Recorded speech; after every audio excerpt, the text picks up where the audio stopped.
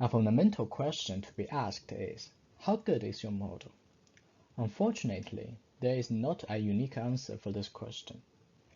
Unlike image generation or text generation, where human perception plays an important role in the model's assessment, in the realm of time series, due to the lack of intuition, we can only rely on some external test metrics to help us assessing the model.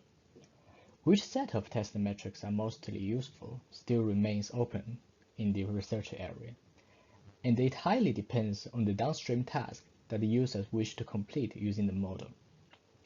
In this pipeline, we classified the set of test metrics we have collected into 4 groups, each of them representing a different aspect of the generative model, namely fidelity, diversity, usefulness, and the generality. Let's start with the fidelity. We want our model to generate samples of time series that look similar to the real data. How do we assess the model's performance in this aspect? We use a classification-based method where we train an ad hoc neural network that aims to distinguish between the real and the fake data. It plays the role as the classical discriminator in the GAN setting. The accuracy of such a model is recorded and named the discriminative score. It was first proposed in TimeGAN by Yuan.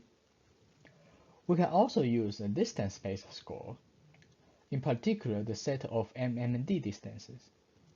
We introduce here the SIGW1 distance, which can be interpreted as an approximation of the MMD with a signature kernel.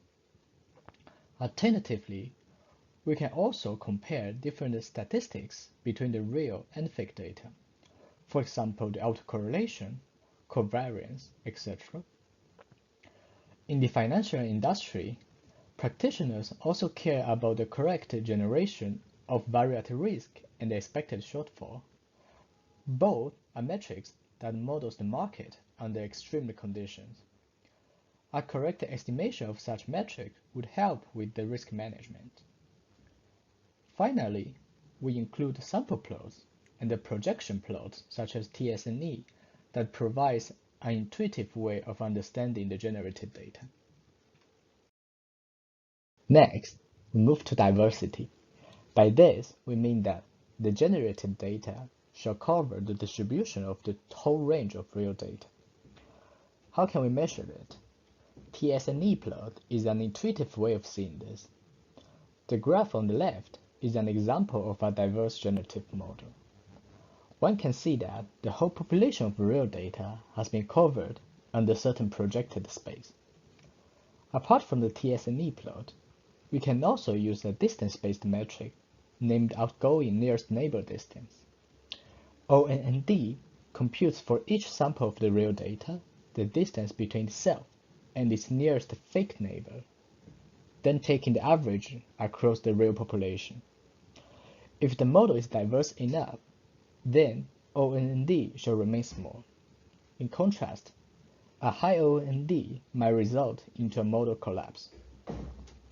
The graph shown on the right shows an example of a collapsed model.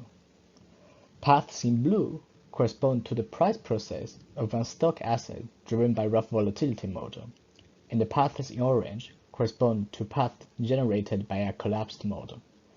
In this case, OND would be extremely large. The third assessment criteria is the usefulness of the model. In this criteria, we do not care about how similar or diverse the generated data is. Rather, we only care about whether it can help us improving the performance of the downstream task. And a classical example is the predictive score, where the downstream task is assumed to be a prediction task. In this case, we train 2 different ad hoc neural networks, one using the real data and one using the generated data. And we test both models on the real dataset. The difference in prediction performance between these 2 models is recorded and used to assess the usefulness of the model. Finally, we want to assess the generality of the model. Ideally, the synthetic data should not only be copies around the real data. Imagine for now a model that can only generate samples around the training data by adding some noise to it. Certainly, it can achieve higher performance in terms of order test metrics. However, will the generated data be helpful in this case? Again, the answer depends on the task. However, it is always good to have a way to spot this phenomenon and be aware of this issue. Here, we provide a metric named INND, which is the counterpart of ONND, that can reveal this issue. An extremely low value of INND indicates such an issue might happen in your model.